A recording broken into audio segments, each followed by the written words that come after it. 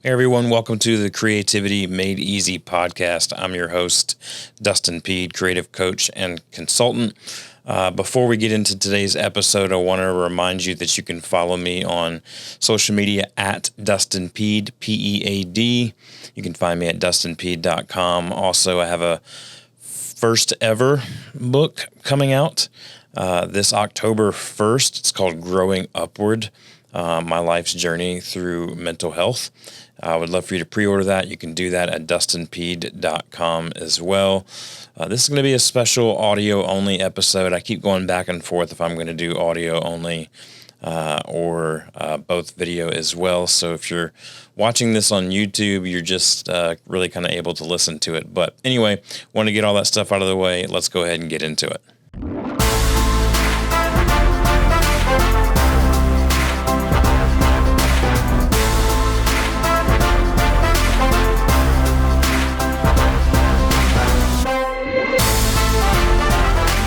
Today I wanted to just kind of break down something simple for y'all that has kind of changed the dynamic in our home over the past couple of years. I wrote about this on the blog over at dustinpeed.com on back in end of July 30th, I believe is when the post came out.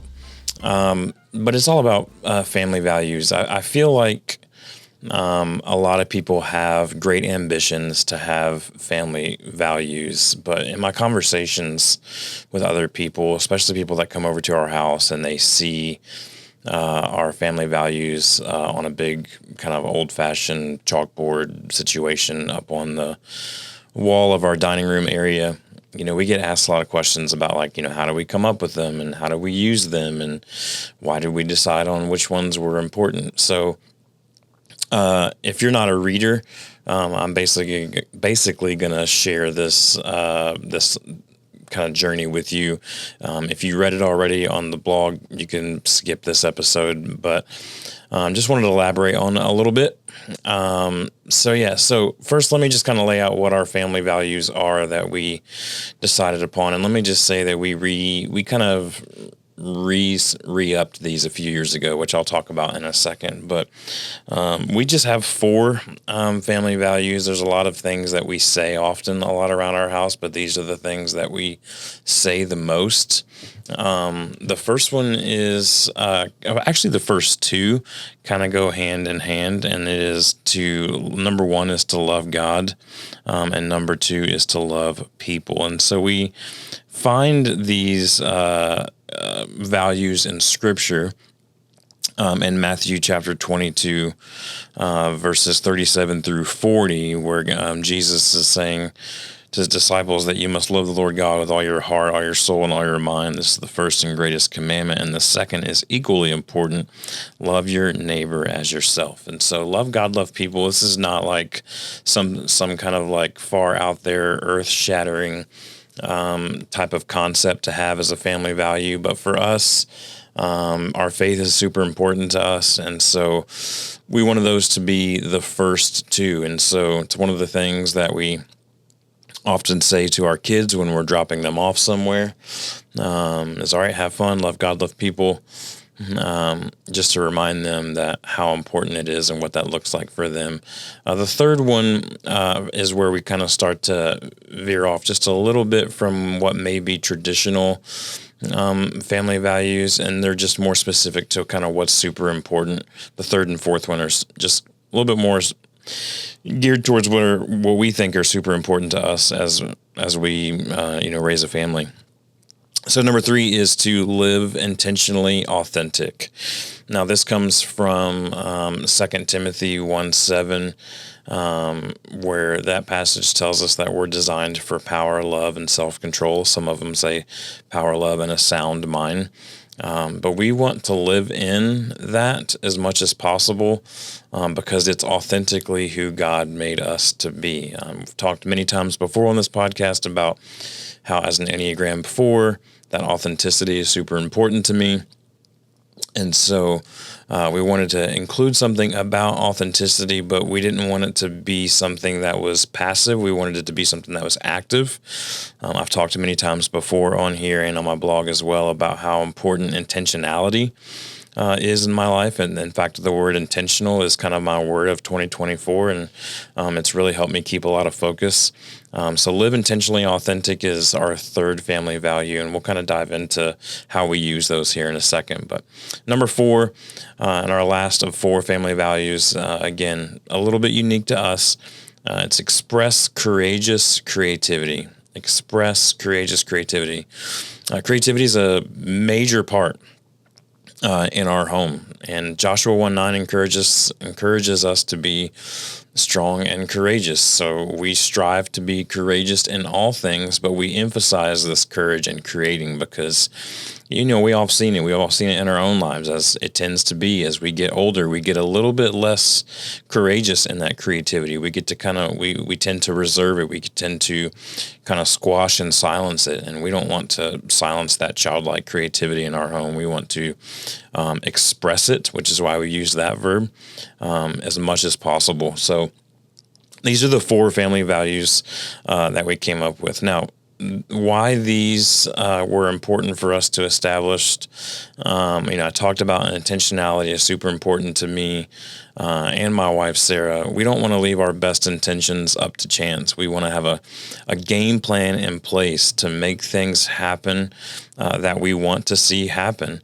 Obviously, we rely heavily on our faith, but we also know that God has given us hands and feet and a brain. And so it's kind of that work hard, trust God mentality that you've heard me talk about before and you've seen plastered on social media and my website.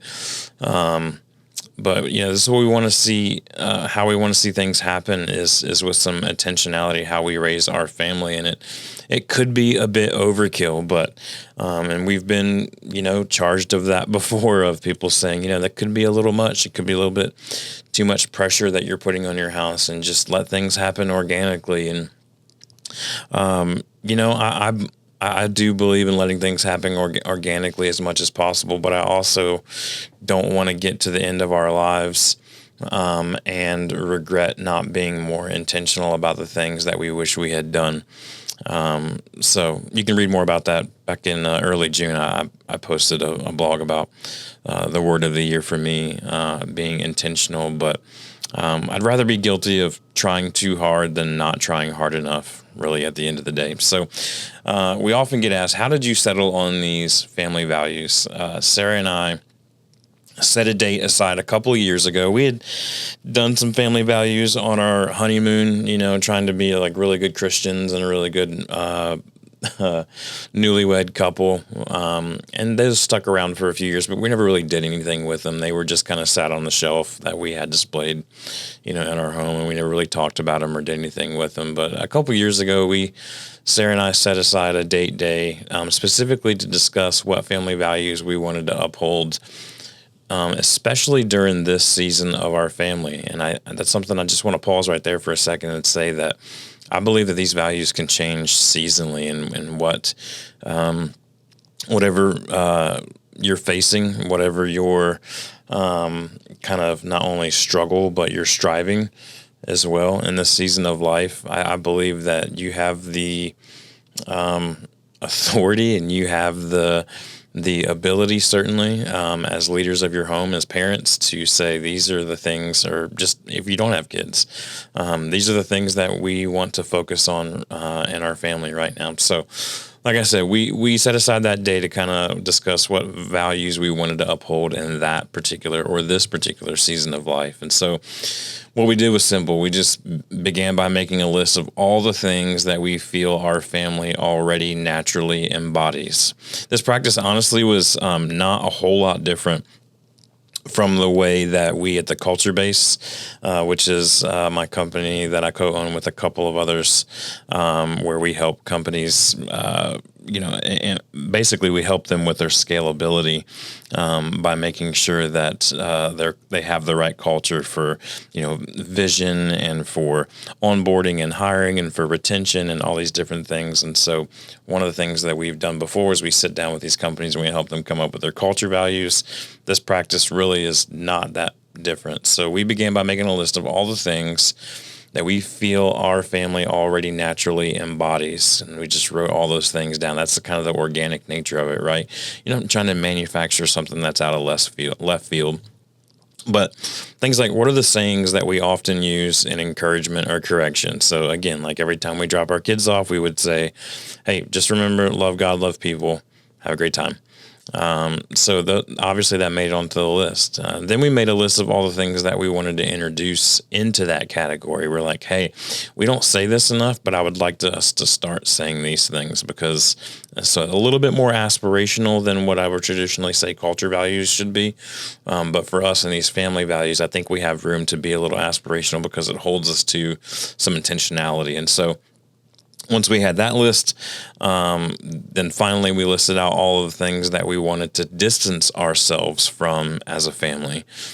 For example, anyone who's close to our family knows that we try really hard. We're definitely not perfect at it, but we try really hard not to yell in our house, not even necessarily in like in anger.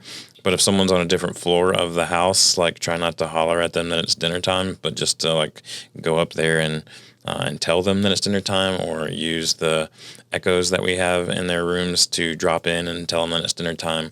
And that's just a thing that, growing up, for me specifically in my home, I grew up in a home with a lot of yelling, and it can be a little bit triggering for me. And so that was one of the things that we wanted to distance ourselves from. So we got those lists all written down. And so it became easy to start kind of identifying the themes across that mind map, right? These 3 lists basically were a mind map. And so we narrowed down things and grouped others to form these 4 easy to remember statements: love God, love people, live intentionally authentic, express courageous creativity. So how do we use these? It could just be a decoration on the wall like it was for us early in marriage when we thought we were doing the right thing. But for us and our family, we wanted to not just have them up, we wanted to talk about them regularly. So lots of families have values that they say that are important to them, but it's rare that you see them discuss and act on them. But some of the people that I look up to most in life say that, hey, our parents talked about this value all the time. And so for us, one way to kind of hold Sarah and I accountable to actually talk about these values is every Sunday night when we have dinner together, we host a family meeting, just the 4 of us, me, my wife and I, and our 2 kids. And in it, we talk about the week ahead, what expectations we have, what's on the calendar, just regular kind of like general communication things, because it's important for us to be communicating as a family, and our kids really value kind of knowing what's coming up. And so we like to honor that as much as possible. But the most important part of that meeting for us is a family devotional and a highlight of one of the family values. I'll skip over the family devotional part right now because that's not what this episode is about. But for the family values, since we have 4 values, and there are usually 4 Sunday nights in a month for these, family meetings, we basically rotate in one value each week. So if it's week 1, we're going to talk about love God. What does that mean? How are we doing? How have we done that in the last month? How will we plan on intentionally doing that over the next week or next month? Things like that. And so in that discussion, we'll remind ourselves of the importance of that value and look for ways in which we have lived or can live out that value in the past or the coming weeks. And so that kind of sums up all of the family value stuff for us. This is certainly not something that we have perfected by any means.